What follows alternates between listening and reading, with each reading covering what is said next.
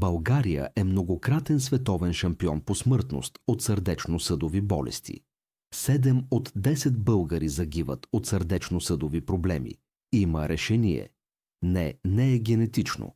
До хранителните навици и начинът на живота.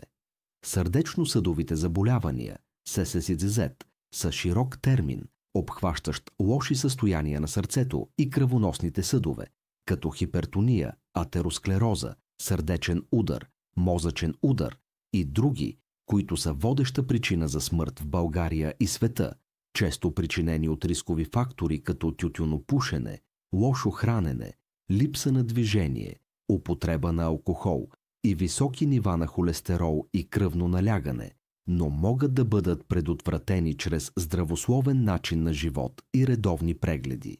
Какво да правим? Да ядем повече растителна храна, бобови, зърнени култури, плодове, зеленчуци, малко ядки. Всеки ден да се движим достатъчно дълго време пеш.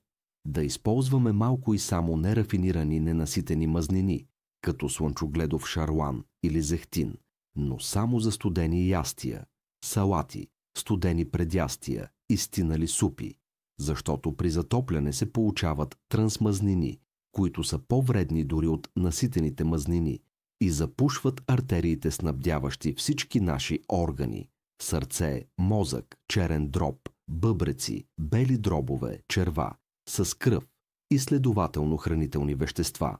Какво да не правим? Да не пушим, да не пием алкохол или други вредни напитки, като газираните или енергийните, да не ядем захар, яйчени жълтъци, месо, най-вече черен дроб, скариди, свинско, пиле, телешко, млечни продукти, най-вече топено сирене, кашкавал, масло, нито никаква мазнина минала през термична обработка, пържене, печене, варене в супа, които повишават така наречения лош холестерол. Да не се застояваме дълго обездвижени, да не използваме микровълнова печка, нито пластмасови прибори за хранене или пиене, да избягваме скарите.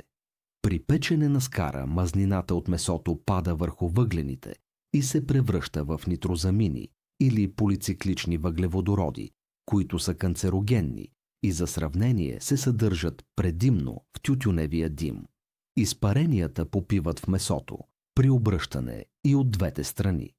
Всичко е до хранителните навици и начинът на живот. Не е генетично.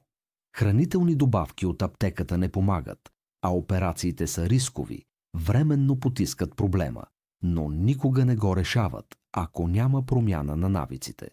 Тези три факта намаляват над 9-10% риска от сърдечно-съдови заболявания.